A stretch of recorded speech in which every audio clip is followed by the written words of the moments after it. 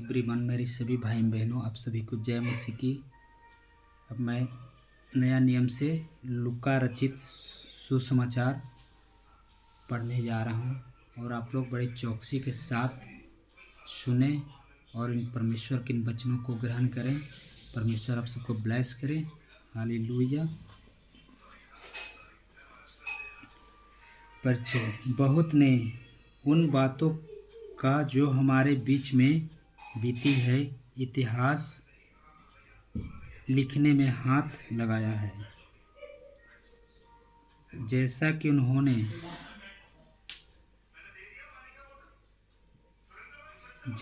उन्होंने जो पहले ही से इन बातों के देखने वाले और वचन के सेवक थे, हम तक पहुंचाया। इसलिए हे श्रीमान थ्रिफलुस, मुझे भी यह उचित मालूम हुआ कि उन सब बातों का संपूर्ण हाल आरंभ से ठीक जांच करके उन्हें तेरे लिए क्रम अनुसार लिखूं, ताकि तू यह जान ले कि वे बातें जिनकी तूने शिक्षा पाई है कैसी अटल है। धन्यवाद ईश्वर, धन्यवाद पिता परमेश्वर, आपके नाम की तारीफ। धन्यवाद ईश्वर। यूहन्ना को जन्म की घोषणा।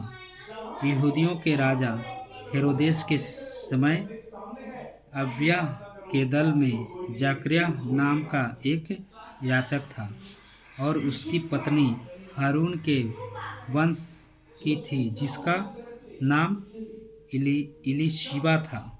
वे दोनों परमेश्वर के सामने धर्मी थे और प्रभु के सारी आज्ञाओं और विधियों पर निर्दोष चलने वाले थे। उनके कोई भी संतान न थी, क्योंकि इलीशिबा बांझ थी और वे दोनों बूढ़े थे। जब वह अपने दल की पारी पर परमेश्वर के सामने याजक का काम करता था, तो याजकों की रीति के अनुसार उसके नाम पर चिट्ठी निकाली कि प्रभु के मंदिर में जाकर धूप जलाए। धूप जलाने के समय लोगों की सारी मंडली बाहर प्रार्थना कर रही थी। उस समय प्रभु का एक स्वर्गदूत धूप की वेदी की दाहिनी ओर खड़ा हुआ उसकी दिखाई दिया। जकरिया देखकर घबराया और उस पर बड़ा भय छा गया। परंतु स्वर्गदूत ने उससे कहा, हे जकरिया, भयभीत न हो, क्योंकि तेरी प्रार्थना सुन ली गई है और तेरी पत्नी इलीशिबा से तेरे लिए एक पुत्र उत्पन्न होगा और तू उसका नाम यूहन्ना रखना। तुझे आनंद और हर्ष होगा और बहुत लोग उसके जन्म के कारण आनंदित होंगे, क्योंकि वह प्रभु के सामने महान होगा और दाखरस और मदिरा कभी न पिएगा और अपनी माता के गर्भ ही से पवित्र आत्मा से परिपूर्ण हो जाएगा और इस्राएलियों में से बहुतेरे को उनके प्रभु परमेश्वर की ओर फेरेंगे। वह एलिय्याह की आत्मा और सामर्थ्य में होकर उसके आगे आगे चलेगा कि पितरों का मन बाल बच्चों की ओर फेर दे और आज्ञा न मानने वालों को धर्मियों की समझ पर लाए और प्रभु के लिए एक योग्य प्रजा तैयार करे। जकरिया ने स्वर्गदूत से पूछा, यह मैं कैसे जानूं, क्योंकि मैं तो बूढ़ा हूँ और मेरी पत्नी भी बूढ़ी हो गई है। स्वर्गदूत ने उसको उत्तर दिया, मैं जिब्राइल हूँ, जो परमेश्वर के सामने खड़ा रहता हूँ और मैं तुझसे बातें करने और तुझे वह सुसमाचार सुनाने को भेजा गया हूँ। देख, जिस दिन तक ये बातें पूरी न हो ले, उस दिन तक तू मौन रहेगा और बोल न सकेगा, इसलिए कि तू ने मेरी बातों की जो अपने समय पर पूरी होगी प्रतीत न की। लोग जाकरिया की बाट देखते रहे और अचंभा करने लगे कि उसे मंदिर में इतनी देर क्यों लगी। जब वह बाहर आया तो उसने उनसे बोल न सका, अतः वे जान गए कि उसने मंदिर में कोई दर्शन पाया है, और वह उनसे संकेत करता रहा और गूंगा रह गया। जब उसकी सेवा के दिन पूरे हुए तो वह अपने घर चला गया।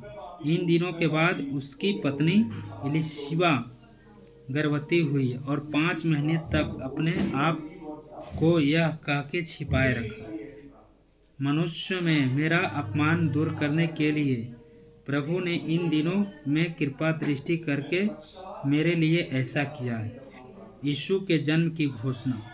6वें महीने में परमेश्वर की ओर से जिब्राइल स्वर्गदूत गलील के नासरत नगर में एक कुमारी के पास भेजा गया, जिसकी मंगनी यूसुफ नामक दाऊद के घराने के एक पुरुष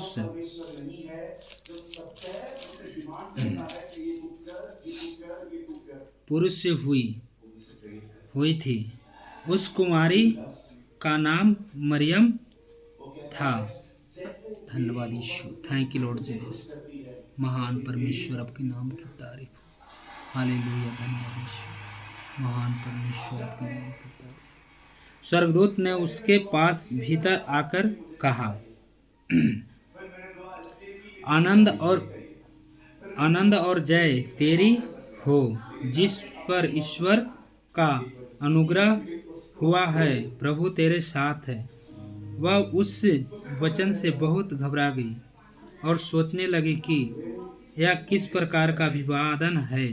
स्वर्गदूत ने उससे कहा, हे मरियम, भयभीत न हो, क्योंकि परमेश्वर का अनुग्रह तुझ पर हुआ है। देख, तू गर्भवती होगी और तेरे एक पुत्र उत्पन्न होगा। तू उसका नाम यीशु रखना।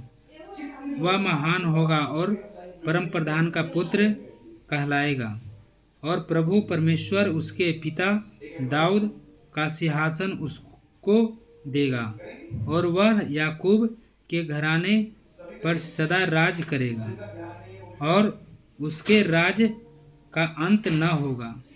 मरियम ने स्वर्गदूत से कहा, यह कैसा होगा? मैं तो पुरुष को जानती ही नहीं। स्वर्गदूत ने उसको उत्तर दिया, पवित्र आत्मा तुझ पर उतरेगा और परम प्रधान की सामर्थ्य तुझ पर छाया करेगी। इसलिए वह पवित्र जो उत्पन्न होने वाला है परमेश्वर का पुत्र कहलाएगा। और देख, तेरी कुटुम्बिनी एलिशिबा के भी बुढ़ापे में पुत्र होने वाला है। यह उसका जो बांझ कहलाती थी 6वें महीना है, क्योंकि जो वचन परमेश्वर की ओर से होता है वह प्रभाव रहित नहीं होता। मरियम ने कहा, देख, मैं प्रभु की दासी हूँ, मुझे तेरे वचन के अनुसार हो। तब स्वर्गदूत उसके पास से चला गया। मरियम का एलिशिबा से मिलने जाना। उन दिनों में मरियम उठकर शीघ्र ही पहाड़ी देश में यहूदा के एक नगर को गई और जकरिया के घर में जाकर एलिशिबा को नमस्कार किया। जो ही एलिशिबा ने मरियम का नमस्कार सुना, तो ही बच्चा उसके पेट में उछला और एलिशिबा पवित्र आत्मा से परिपूर्ण हो गई और उसके बड़े शब्द से पुकार कर कहा, तू स्त्रियों में धन्य है और तेरे पेट का फल धन्य है। यह अनुग्रह मुझे कहाँ से हुआ कि मेरे प्रभु की माता मेरे पास आई। देख, जो ही तेरे नमस्कार का शब्द मेरे काने में पड़ा, तो ही बच्चा मेरे पेट में आनंद से उछल पड़ा। Hallelujah, thank you Lord Jesus. धन्य वह जिसने विश्वास किया कि जो बातें प्रभु की ओर से उससे कही गई वे पूरी होगी। मरियम का स्तुति गान। तब मरियम ने कहा, मेरा प्राण प्रभु की बड़ाई करता है और मेरी आत्मा मेरे उद्धार करने वाले परमेश्वर से आनंदित हुई, क्योंकि उसने अपनी दासी की दीनता पर दृष्टि की है। इसलिए देखो, अब से सब युग युग के लोग मुझे धन्य कहेंगे, क्योंकि उस शक्तिमान ने मेरे लिए बड़े बड़े काम किए हैं। उसका नाम पवित्र है और उसकी दया और उन पर जो उससे डरते हैं पीढ़ी से पीढ़ी तक बनी रहती है। उसने अपने भुजबल दिखाया और जो अपने आप को बड़ा समझते थे उन्हें तितर बितर किया। उसने बलवंतों को उनके सिंहासनों से गिरा दिया और दोनों को ऊंचा किया। उसने भूखों को अच्छी वस्तुओं से तृप्त किया और धनवान को छुच्छे हाथ निकाल दिया। उसने अपने सेवक इस्राएल को संभाल लिया कि अपने उस दया को स्मरण करें जो अब्राहम और उसके वंश पर सदा रहेगी, जैसा उसने हमारे बाप दादों से कहा था। मरियम लगभग 3 महीने उसके साथ रहकर उसने अपने घर लौट गई। यूहन्ना बपतिस्मा देने वालों का जन्म। तब इलिशिबा के प्रसव का समय पूरा हुआ और उसने पुत्र को जन्म दिया। उसके पड़ोसियों और कुटुंबियों ने यह सुनकर कि प्रभु ने उस पर बड़ी दया की है, उसके साथ आनंद मनाया। और ऐसा हुआ कि 8वें दिन वे बालक का खतना करने आए और उसका नाम उसके पिता के नाम पर जकरिया रखने लगे। इस पर उसकी माता ने उत्तर दिया, नहीं, वरना उसका नाम यूहन्ना रखा जाए। उन्होंने उससे कहा, तेरे कुटुंब में किसी का यह नाम नहीं। जब उन्होंने उसके पिता से संकेत करके पूछा कि तू उसका नाम क्या रखना चाहता है, उसने लिखने की पट्टी मांगकर लिख दिया, उसका नाम यूहन्ना है। और सबों को आश्चर्य हुआ। तब उसका मुंह और जीभ तुरंत खुल गई और वह बोलने और परमेश्वर का धन्यवाद करने लगा। उसके आसपास के सब रहने वालों पर भय छा गया और उन सब बातों की चर्चा यहूदियों के सारे पहाड़ी देश में फैल गई। और सब सुनने वाले ने अपने अपने मन में विचार करके कहा, यह बालक कैसा होगा, क्योंकि प्रभु का हाथ उसके साथ था। जकरिया का स्तुति गान। उसका पिता जकरिया पवित्र आत्मा से परिपूर्ण हो गया और भविष्यवाणी करने लगा, प्रभु इस्राएल का परमेश्वर धन्य हो, क्योंकि उसने अपने लोगों पर दृष्टि की और उनका छुटकारा किया है और अपने सेवक दाऊद के घराने में हमारे लिए एक उद्धार का सिंह निकला, जैसा उसने अपने पवित्र भविष्यवक्ताओं के द्वारा जो जगत के आदि से होते आए हैं कहा था, अर्थात हमारे शत्रुओं से और हमारे सब बैरियों के हाथ से हमारा उद्धार किया, कि हमारे बाप दादों पर दया करके अपनी पवित्र वाचा का स्मरण करें और वह शपथ जो उसने हमारे पिता अब्राहम से खाई थी कि वह देगा कि हम अपने शत्रुओं के हाथ से छुटकारा उसके सामने पवित्र और धार्मिकता से जीवन भर निडर रहकर उसकी सेवा करते रहें। और तू, हे बालक, परम प्रधान का भविष्यवक्ता कहलाएगा, क्योंकि तू प्रभु का मार्ग तैयार करने के लिए उसके आगे आगे चलेगा, कि उसके लोगों को उद्धार का ज्ञान दे, जो उनके पापों को क्षमा से प्राप्त होता है। यह हमारे परमेश्वर की उसी बड़ी करुणा से होगा, जिसके कारण ऊपर से हम पर भोर का प्रकाश उदय होगा कि अंधकार और मृत्यु की छाया में बैठने वालों को ज्योति दें और हमारे पाँवों को कुशल के मार्ग में सीधे चलाएं। और वह बालक बढ़ता और आत्मा में बलवंत होता गया और इस्राएल पर प्रकट होने के दिन तक जंगलों में रहा। यीशु का जन्म। उन दिनों में अगस्तुस कैसर की ओर से आज्ञा निकली कि सारे जगत के लोगों के नाम लिखे जाएं। यह पहली नाम लिखाई उस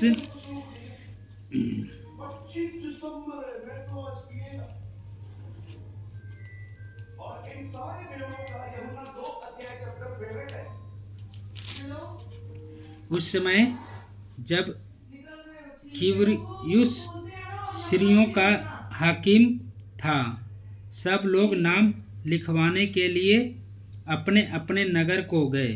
अतः यूसुफ भी, इसलिए कि वह दाऊद के घराने और वंश का था, गलील के नासरत नगर से यहूदियों में दाऊद के नगर में बेतलहम को गया कि अपनी मंगेतर मरियम के साथ जो गर्भवती थी नाम लिखवाए।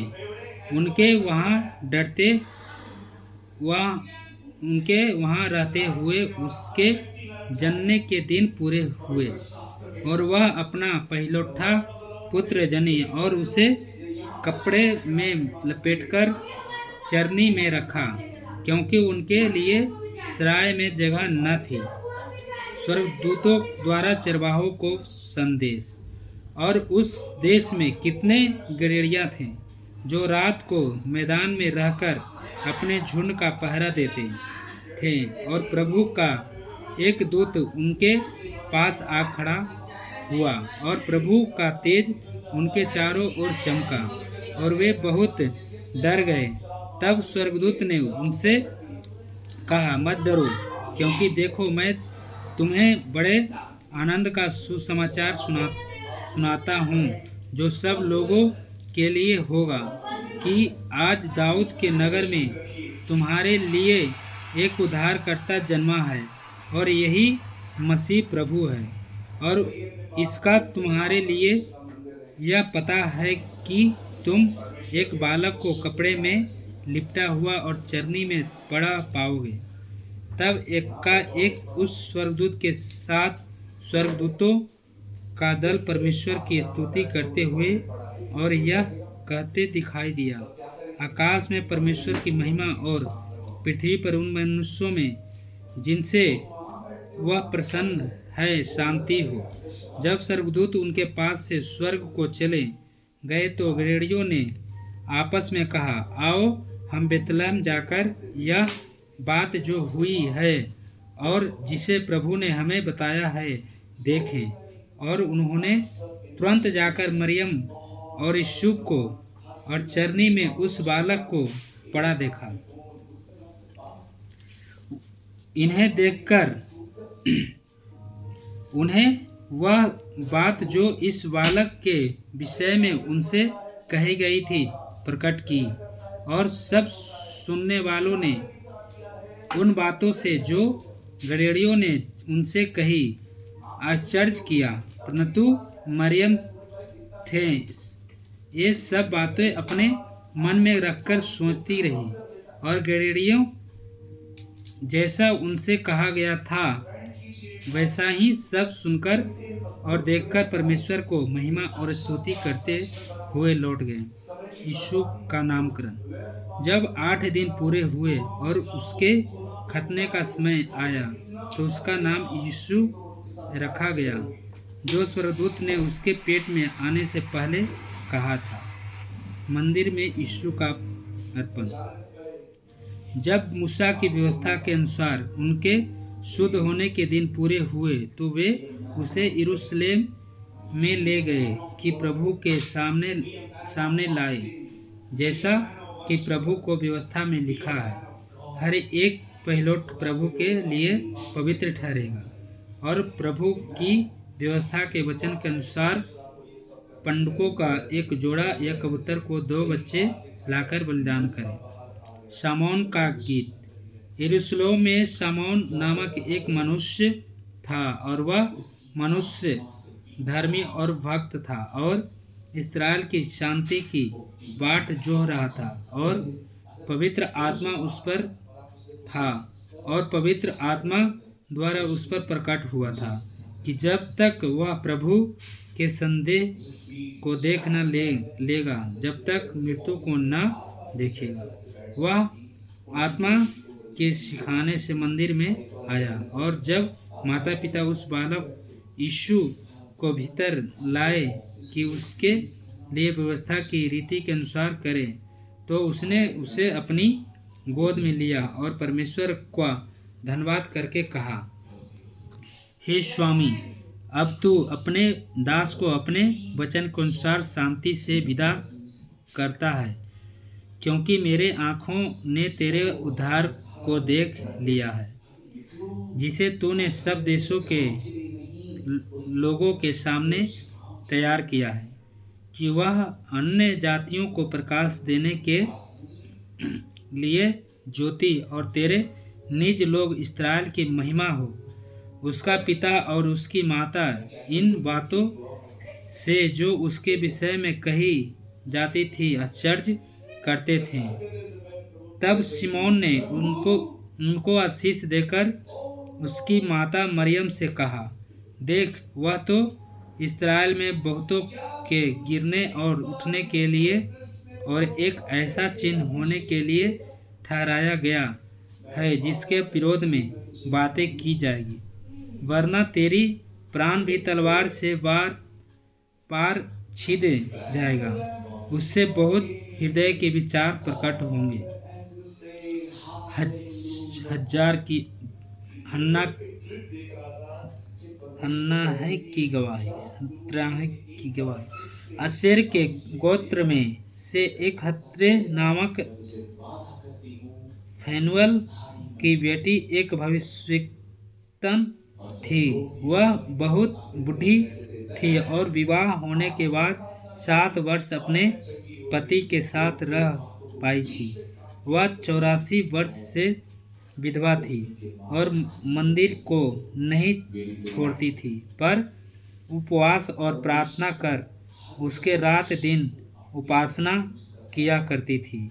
और वह उस घड़ी वहां आकर प्रभु का धन्यवाद करने लगी और उन सबों से जो यरूशलेम के छुटकारों के बाट जोहते थे उस बालक के विषय में बातें करने लगी। नासरत को वापस लौटना। जब वे प्रभु की व्यवस्था के अनुसार सब कुछ पूरा कर चुके तो गलील में अपने नगर नासरत को फिर चले गए। और बालक बढ़ता और बलवंत होता और बुद्धि से परिपूर्ण होता गया और परमेश्वर का अनुग्रह उस पर था। बालक यीशु मंदिर में। उसके माता पिता प्रति वर्ष फसह के पर्व में यरूशलेम जाया करते थे। जब यीशु 12 वर्ष का हुआ तो वे पर्व की रीति के अनुसार यरूशलेम को गए। जब वे उन दिनों को पूरा करके लौटने लगे तो बालक यीशु यरूशलेम में रह गया और यह उसके माता पिता नहीं जानते थे कि वे यह समझकर कि वह अन्य यात्रियों के साथ होगा। एक दिन का पड़ाव निकल गए और उसने अपने कुटुंबियों और जान पहचान वालों में ढूंढने लगे, पर जब नहीं मिला तो ढूंढते ढूंढते यरूशलेम को फिर लौट गए। और 3 दिन के बाद उन्होंने उसे मंदिर में उपदेशकों के बीच में बैठे उनकी सुनते और उनसे प्रश्न करते हुए पाया। जितने उसकी सुन रहे थे वे सब उसकी समझ और उसके उत्तरों से चकित थे। तब वे उसे देखकर चकित हुए और उसको माता ने उससे कहा, हे पुत्र, तूने हमसे क्यों ऐसा व्यवहार किया? देख, तेरा पिता और मैं कुढ़ते हुए तुझे ढूंढते थे। उसने उनसे कहा, तुम मुझे क्यों ढूंढते थे? क्या नहीं जानते थे कि मुझे अपने पिता का भवन में होना अवश्य है। परंतु जो बात उसने उनसे कही उन्होंने उसे नहीं समझा। तब वह उनके साथ गया और नासरत में आया और उनके वश में रहा। और उसकी माता ने ये सब बातें अपने मन में रखी और यीशु बुद्धि और दिल डोल में और परमेश्वर और मनुष्यों के अनुग्रह में बढ़ता गया। यूहन्ना बपतिस्मा देने वाला का संदेश। तिबिरियुस कैसर के राज के 15वें वर्ष में जब पुन्तियुस पिलातुस यहूदियों का हाकिम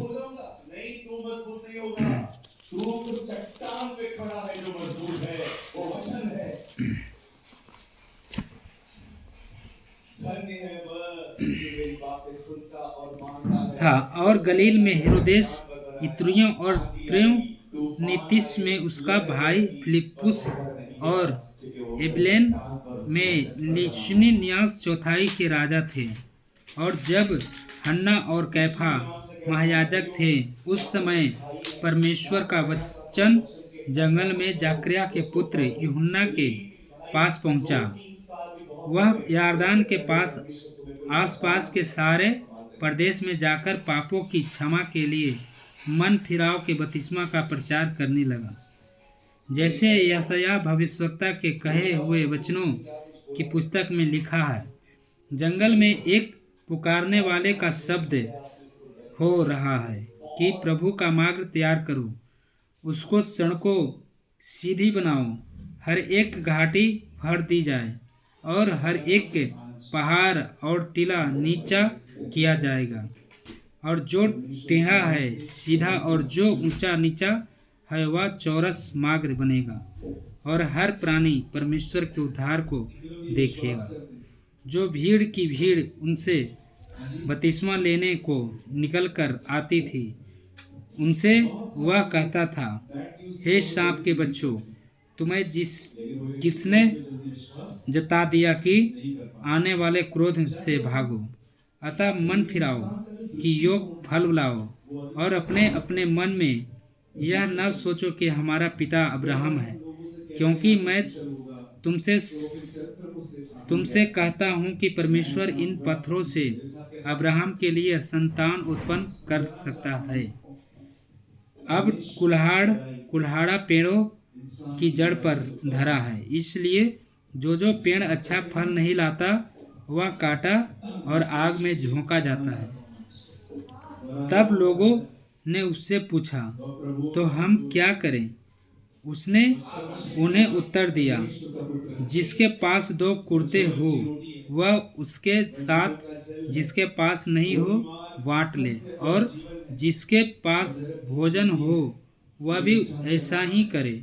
महसूल लेने वाले भी बपतिस्मा लेने आए और उससे पूछा, हे गुरु, हम क्या करें? उसने उनसे कहा, जो तुम्हारे लिए ठहराया गया है उससे अधिक न लेना। सिपाहियों ने भी उससे यह पूछा, हम क्या करें? उसने उनसे कहा, किसी पर उपद्रव न करना और न झूठा दोष लगाना, और अपने वेतन पर संतोष करना। जब लोग आस लगाए हुए थे और जब सब अपने अपने मन में यूहन्ना के विषय में विचार कर रहे थे कि क्या यही मसीह तो नहीं है, तो यूहन्ना ने उन सब से कहा, मैं तो तुम्हें पानी से बपतिस्मा देता हूँ, परंतु वह आने वाला है जो मुझसे शक्तिमान है। मैं तो इस योग भी नहीं कि उसके जूतों का बंद खोल सकूं। वह तुम्हें पवित्र आत्मा और आग से बपतिस्मा देगा। उसका सूप उसके हाथ में है और वह अपना खलिहान अच्छी तरह से साफ करेगा और गेहूं को अपने खेत में इकट्ठा करेगा, परंतु भूसी को उस आग में जो बुझने को नहीं जला देगा। अतः वह बहुत सी शिक्षाएं दे देकर लोगों को सुसमाचार सुनाता रहा। परंतु जब उसने चौथाई देश के राजा हेरोदेस को उसके पास उसके भाई फिलिपुस के पत्नी हेरोदेसिया के विषय और सब कुकर्मों के विषय में जो उसने किए थे उल्हाना दिया, तो हेरोदेस ने उन सब से बढ़कर यह कुकर्म भी किया कि यूहन्ना को बंदी गृह में डाल दिया। यीशु का बपतिस्मा। जब सब लोगों ने बपतिस्मा लिया और यीशु भी बपतिस्मा लेकर प्रार्थना कर रहा था, तो आकाश खुल गया और पवित्र आत्मा शारीरिक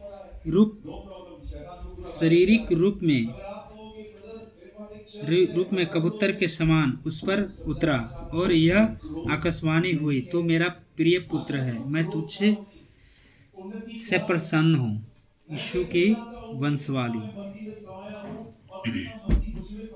जब यीशु आप उपदेश करने लगा तो लगभग 30 वर्ष की आयु का था, और जैसा समझा जाता था यूसुफ का पुत्र था, और वह एली का, और वह मत्तात का, और वह लेवी का, और वह मलकी का, और वह हन्ना का, और यह यूसुफ का, और यह मेतिया का, और यह आमोस का, और वह नहूम, और वह असल्याह का, और वह नेगा का, और वह मात का, और वह मेतियाह का, और वह शिमी का, और वह यशोक का, और वह युदाय का, और वह यूहन्ना का, और वह रेसा का, और वह जरुब्बाबिल का, और वह सलीतियल का,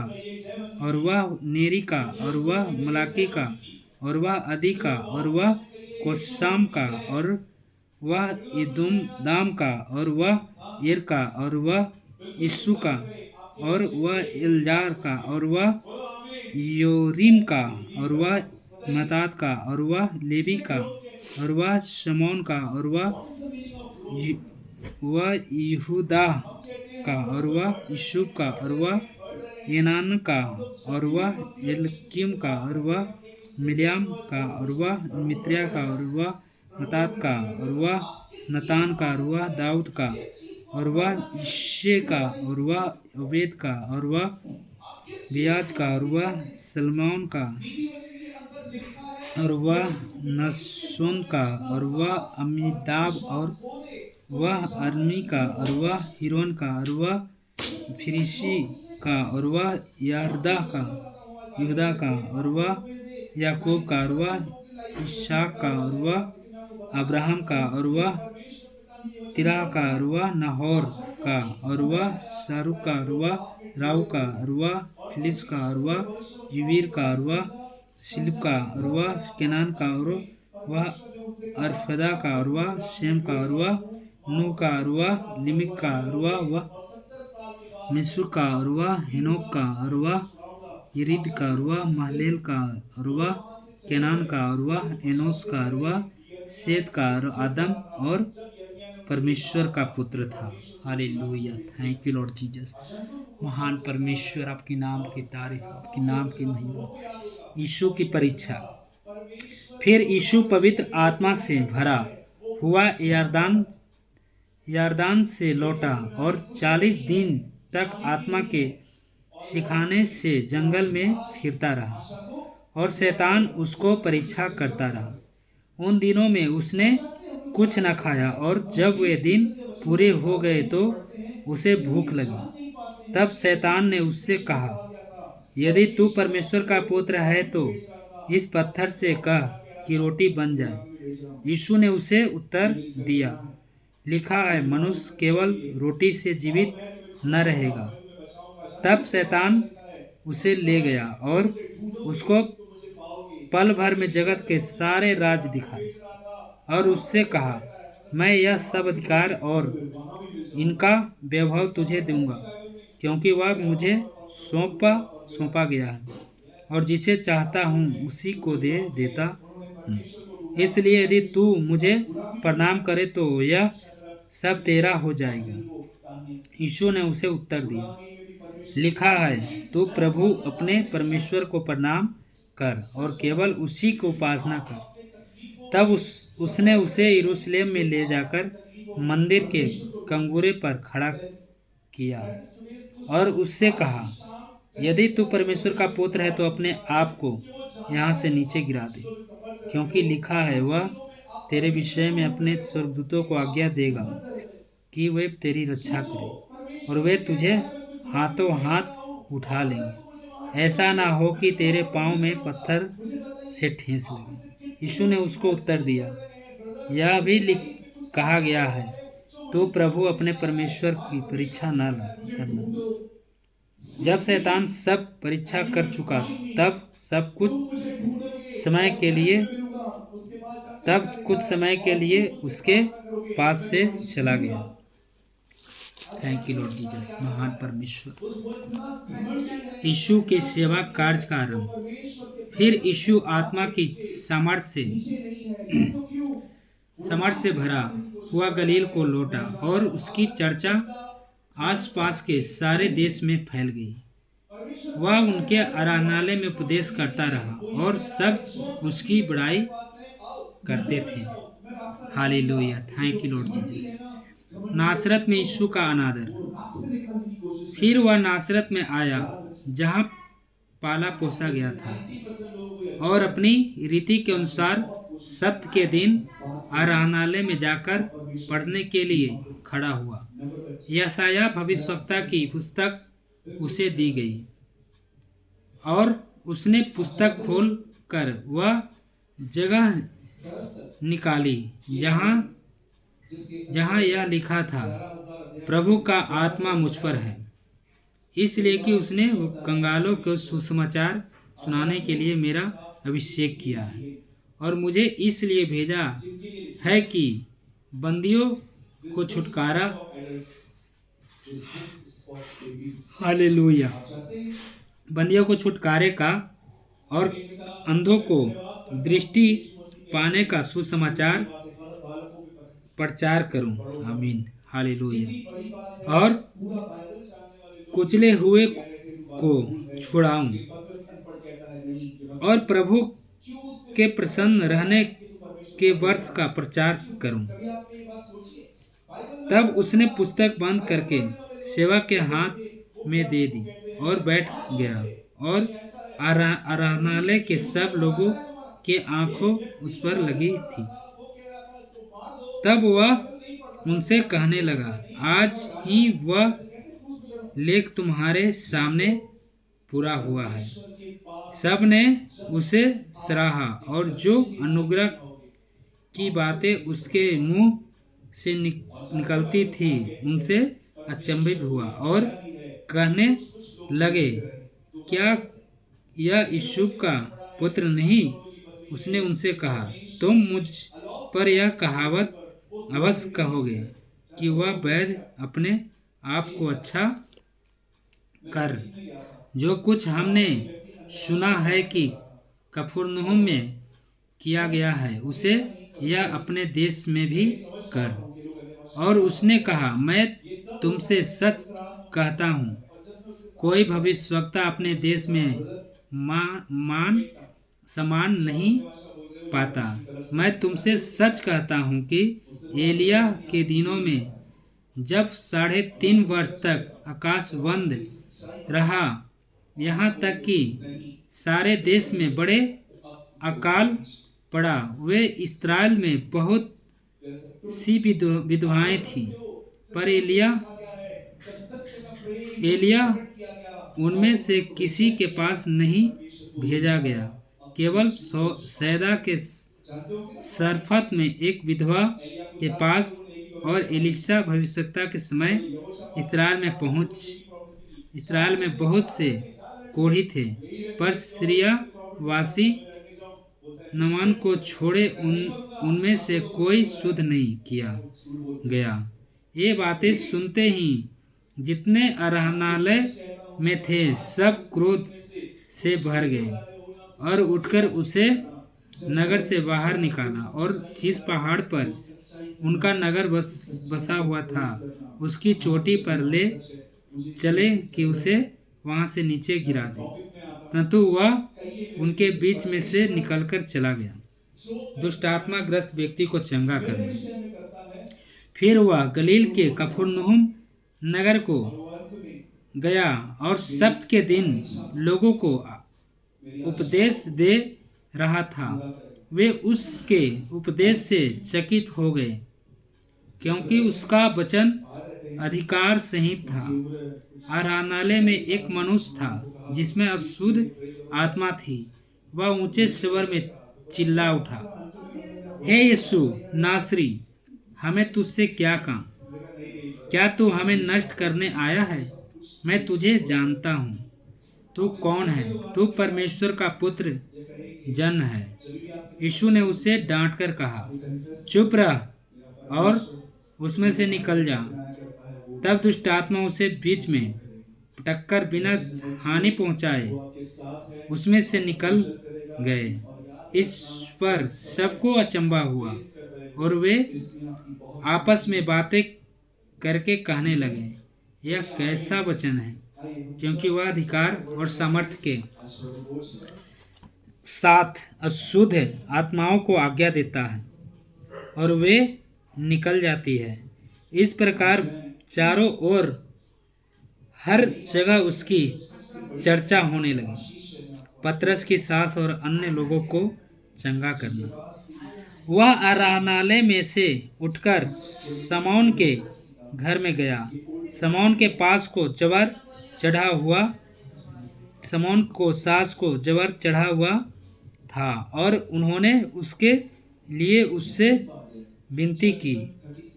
उससे उसके निकट खड़े होकर जवार को डांटा और जवार उतर गया और वह तुरंत उठकर उनकी सेवा टहल करने लगी। सूरज डूबते समय जिन जिन के यहाँ लोग नाना प्रकार के बीमारियों में पड़े हुए थे, वे सब उन्हें उसके पास ले आए और उसने एक एक पर हाथ रखकर उन्हें चंगा किया। और दुष्ट आत्माएं भी चिल्लाती और यह कहती हुई कि तू परमेश्वर का पुत्र है, बहुतों में से निकल गई। पर वह उन्हें डांटता और बोलने नहीं देता था, क्योंकि वे जानती थी कि वह मसीह है। Hallelujah, thank you Lord Jesus. आराधनालयों में प्रचार करना। जब दिन हुआ तो वह निकलकर एक सुनसान जगह में गया और भीड़ की भीड़ उसे ढूंढती हुई उनके पास आई और उसे रोकने लगे कि वह उनके पास से न जाए। परंतु उसने उनसे कहा, मुझे अन्य नगरों में भी परमेश्वर के राज का सुसमाचार सुनाना अवश्य है, क्योंकि मैं इसी लिए भेजा गया हूँ। और वह गलील के आराधनालय में प्रचार करता रहा। प्रथम चेलों को बुलाया जाना। जब भीड़ परमेश्वर का वचन सुनने के लिए उस पर गिरी पड़ती थी और वह गन्नेसरत को झील के किनारे पर खड़ा था, तो ऐसा हुआ कि उसने झील के किनारे 2 नावें लगी हुई देखी और मछुए उन पर से उतरकर जाल धो रहे थे। उन नावों में से एक पर, जो शमौन की थी, चढ़कर उसने उससे विनती की कि किनारे से थोड़ा हटा ले चले। तब वह बैठकर लोगों को नाव पर से उपदेश देने लगा।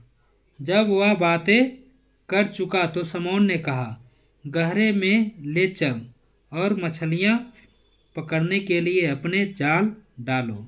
शमौन ने उसको उत्तर दिया, हे स्वामी, हमने सारी रात मेहनत की और कुछ न पकड़ा, तो भी तेरे कहने से जाल डालूंगा। जब उन्होंने ऐसा किया तो वह मछलियां घेर लाए और उनके जाल फटने लगे। इस पर उन्होंने अपने साथियों को, जो दूसरी नाव पर थे, संकेत किया कि आकर हमारी सहायता करो, और उन्होंने आकर दोनों नाव यहाँ तक भर ली कि वे डूबने लगी। यह देखकर शमौन पतरस यीशु के पांवों पर गिरा और कहा, हे प्रभु, मेरे पास से जा, क्योंकि मैं पापी मनुष्य हूँ। क्योंकि इतनी मछलियों के पकड़े जाने से इसे और उसके साथियों को बहुत अचंभा हुआ, और वैसे ही जब्दी के पुत्र याकूब और यूहन्ना को भी, जो शमौन के सहभागी थे, अचंभा हुआ।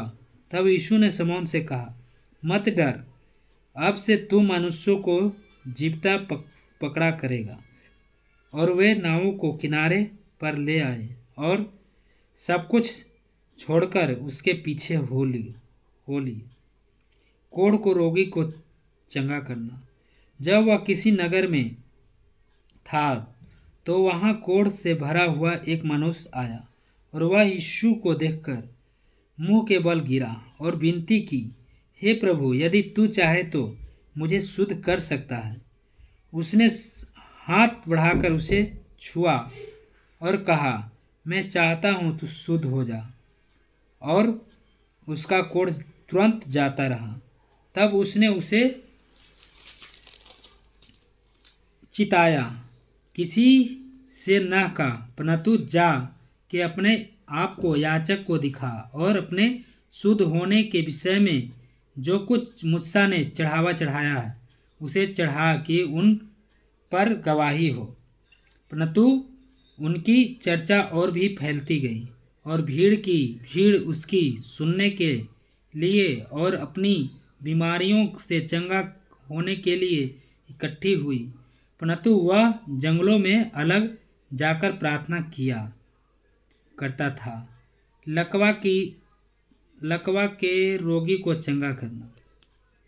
एक दिन ऐसा हुआ कि वह उपदेश दे रहा था, और फारसी और व्यवस्थापक वहाँ बैठे हुए थे, जो गलील और यहूदियों के हर एक गांव से और यरूशलेम से आए थे, और चंगा करने के लिए प्रभु की सामर्थ उसके साथ थी। उस समय कई लोग एक मनुष्य को जो लकवे का रोगी था खाट पर लाए, और वे उसे भीतर ले जाने और यीशु के सामने रखने का उपाय ढूंढ रहे थे। पर जब भीड़ के कारण उसे भीतर न ले जा सके, तो उन्होंने छत पर चढ़कर और खपरेले हटाकर उसे खाट समेत बीच में यीशु के सामने उतार दिया। उसने उनका विश्वास देखकर उससे कहा, हे मनुष्य, तेरे पाप क्षमा हुए। तब शास्त्री और फरीसी विवाद करने लगे, यह कौन है जो परमेश्वर की निंदा करता है? परमेश्वर को छोड़ और कौन पापों को क्षमा कर सकता है? यीशु ने उनके मन की बातें जानकर उनसे कहा, तुम अपने मनों में क्या विवाद कर रहे हो? सहज क्या है, क्या यह कहना कि तेरे पाप क्षमा हुए, यह कहना कि उठ और चल फिर? परंतु इसलिए कि तुम जानो कि मनुष्यों के पुत्रों की पृथ्वी पर पाप क्षमा करने का भी अधिकार है। उसने उसे लकवे की रोगी से कहा, मैं तुझसे कहता हूँ, उठ और अपनी खाट उठाकर अपने घर चला जा। वह तुरंत उसके सामने उठा, और जिस पर वह पड़ा था उसे उठाकर परमेश्वर को बड़ाई करते हुए अपने घर चला गया। तब सब चकित हुए और परमेश्वर को बड़ाई करने लगे, और बहुत डरकर कहने लगे, आज हमने अनोखी बातें देखी है। लेवी का बुलाया जाना। इसके बाद वह बाहर गया और लेवी नामक एक चुंगी लेने वाले को चुंगी की चौकी पर बैठे देखा और उससे कहा, मेरे पीछे हो ले। तब वह सब कुछ छोड़कर उठा और उसके पीछे हो लिया। तब लेवी ने अपने घर में उसके लिए एक बड़ा बड़ा भोज दिया और चुंगी लेने वालों की और अन्य लोगों की जो उसके साथ भोजन करने बैठे थे एक बड़ी भीड़ थी। इस पर फरीसी और उनके शास्त्री उसके चेलों से यह कहकर कुड़कुड़ाने लगे कि तुम चुंगी लेने वालों और पापियों के साथ क्यों खाते पीते हो। यीशु ने उनको उत्तर दिया, वैद्य भले चंगों के लिए नहीं परंतु बीमारों के लिए अवश्य है। मैं धर्मियों को नहीं परंतु पापियों को मन फिराने के लिए बुलाने आया हूँ। उपवास का प्रश्न। उन्होंने उससे कहा, यूहन्ना के चेले तो बराबर उपवास रखते और प्रार्थना किया करते हैं, और वैसे ही फरीसियों के चेले भी, परंतु तेरे चेले तो खाते पीते हैं। यीशु ने उनसे कहा, क्या तुम बरातियों से जब तक दुल्हा उसके साथ रहे उपवास करवा सकते हो? परंतु वे दिन आएंगे जिनमें दुल्हा उनसे अलग किया जाएगा, तब वे उन दिनों में उपवास करेंगे। उसने यह और दृष्टांत भी उनसे कहा, कोई मनुष्य नए वस्त्र में से फाड़कर पुराने वस्त्र में पैबंद नहीं लगाता, नहीं तो नया फट जाएगा और वह पैबंद पुराने मेल भी नहीं खाएगा। और कोई नया दाखरस पुरानी मास्कों में नहीं भरता, नहीं तो नया दाखरस मास्कों को फाड़कर बह जाएगा और मास्कों को नष्ट हो जाएगी, परंतु नया दाखरस नई मास्कों में भरना चाहिए। कोई मनुष्य पुराना दाखरस पीकर नया नहीं चाहता, क्योंकि वह कहता है कि पुराना ही अच्छा है। हालेलुया, आमीन। धन्यवाद यीशु, महान परमेश्वर, आपके नाम की तारीफ हो। तो मेरे भाई बहनों, हम आप सभी को लूका रचित सुसमाचार को 1 से लेकर 5 अध्याय तक मैंने पढ़ा, और मैं आगे फिर थोड़ी देर के बाद फिर मैं पढ़ूँगा। और परमेश्वर सबको ब्लेस करें और समझ और बुद्धि दें, और परमेश्वर को वचनों को समझना बहुत ज़रूरी है मेरे भाई बहनों, क्योंकि अंत का दिन आ रहा है, और अंत के दिन में बाइबल में लिखे हुए हैं कि हमारे पास इन सभी चीज़ों नहीं होंगे। एक दिन ऐसा दिन भी आएंगे कि हमारे पास इन बाइबल नहीं होंगे, हमारे जाने प्रभु का आराधना करने के लिए चर्च नहीं होंगे। ये सब बातें हमें लिखे गए हैं। लेकिन मेरे भाई बहनों, अगर हमारे उन दिनों के लिए आज की तैयारी इस तरह से होंगी, और अगर हम इन वचनों को अपने हृदय की पट्टियों में पढ़कर समझकर रखते हैं, तो हमें उन दिनों विपत्तियों के दिन में हमें परमेश्वर इन वचनों के द्वारा हमें बचाएंगे। नहीं तो उन दिनों जब विपत्ति हम पर आएंगे और हमारे पास बाइबल नहीं होंगे, आराधना करने के लिए हमारे पास प्रभु का मंदिर नहीं होंगे, तो हम अपनी मंदिर से इन वचनों को निकालकर परमेश्वर को खुश कर सकते हैं और परमेश्वर हमें बचा सकते हैं। इसलिए मेरे भाई बहनों, परमेश्वर को वचन को पढ़ना और सुनना बहुत ज़रूरी है। इसलिए हम आप सभी से विनती करते हैं कि इन वचनों को अवश्य आप लोग पढ़ें, समझें। ये ना हो कि बाइबल आपके घर में हो, सिर्फ आप पढ़ ही रहे हैं और उनको समझ नहीं रहे हैं, उनको अपने हृदय की पट्टियों में नहीं लिख रहे हैं, तो ये आप भूल कर रहे हैं और बहुत बड़ी गलती कर रहे हैं। क्योंकि बाइबल सिर्फ पढ़ना नहीं है, बाइबल को हर वचनों को समझना है और हर वचनों को अपने हृदय की पट्टियों में लिख कर रखना है कि जब बुरे समय हमारे ऊपर आए तो उन वचनों के द्वारा हम बचाए जा सकें। हालेलुया। तो परमेश्वर आप सबको ब्लेस करें, समझ और बुद्धि दें और आप लोग को बढ़ाएं। आमीन। Thank you Jesus.